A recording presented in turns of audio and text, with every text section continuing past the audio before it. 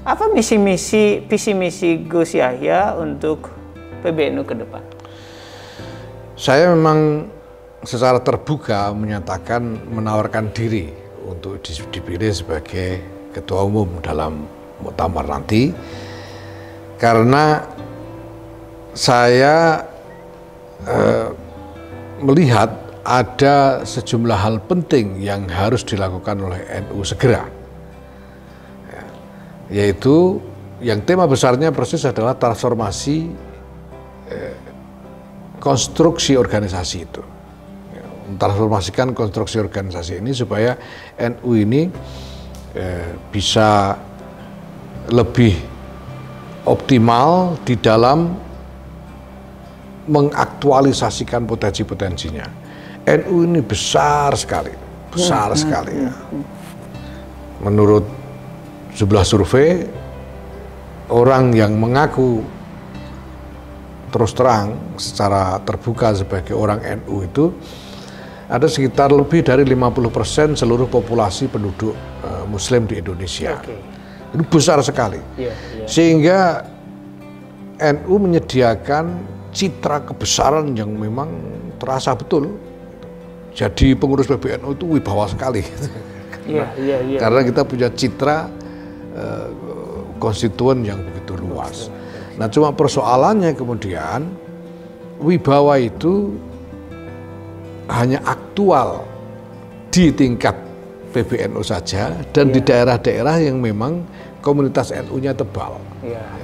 Tapi daerah-daerah yang komunitas NU-nya tipis ini tidak teraktualisasi kebesaran NU ini, ya, tidak teraktualisasi sehingga masih banyak, bahkan sebagian besar kan, karena daerah yang komunitas NU-nya tebal itu sebetulnya tidak terlalu banyak juga. Jawa Timur, Jawa Tengah lah ya, Jawa keseluruhan mungkin, ditambah kalau di Sumatera itu Lampung, Sumatera Utara, Kalimantan Selatan, Sulawesi Selatan gitu ya.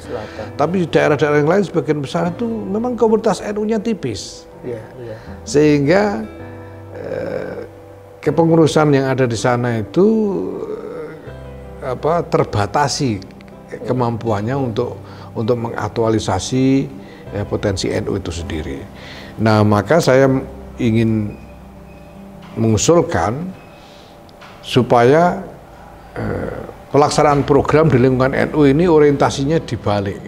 Istilah saya kasarnya dijungkir.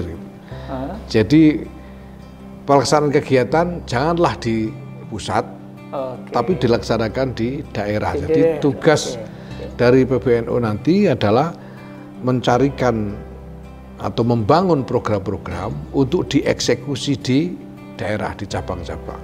Bahasa sebagian orang adalah ekonomi kerakyatan, kira-kira begitu? Ya, ibarat kalau ekonomi? Ya kalau urusannya ekonomi, ibaratnya gitu, seperti itu. Jadi ini nanti jelas bahwa akan ada kebutuhan untuk menjalin kerjasama dengan pihak lain, apakah pemerintah atau swasta, untuk membangun program-program ini. Yang sekali lagi dilaksanakannya di cabang-cabang. Nah, kalau kerjasama ini terjalin, nantinya jelas PBNU harus mempertanggungjawabkan pelaksanaan program itu kepada partner kerjasama. Tapi karena program itu dilaksanakan di cabang-cabang, maka PBNU punya kebutuhan untuk terus-menerus memantau, mengawasi, mengevaluasi, mengadvokasi, dan seterusnya pelaksanaan program di cabang itu dari waktu ke waktu. Nah, ini akan memicu konsolidasi struktural ya, antara PBNU dengan jaringan PBNU dan PCNU di seluruh Indonesia. Nah, kalau sudah begitu, kita bisa melihat bagaimana suatu agenda nasional betul-betul digerakkan di bawah secara serentak, karena NU ini punya sekitar 540 cabang di seluruh Indonesia, dan kalau kita berpikir bisnis ini berarti 540 outlet. Nah, yang di situ ada orang, dan orang yang sebetulnya mampu bekerja, cuma karena keterbatasan resources di sebagian besar daerah, mereka kurang mampu mengembangkan kegiatan-kegiatan. Nah, ini yang kita kita suplai program sehingga mereka jalan, masyarakat setempat juga akan lebih melihat peran NU di sana dan seterusnya.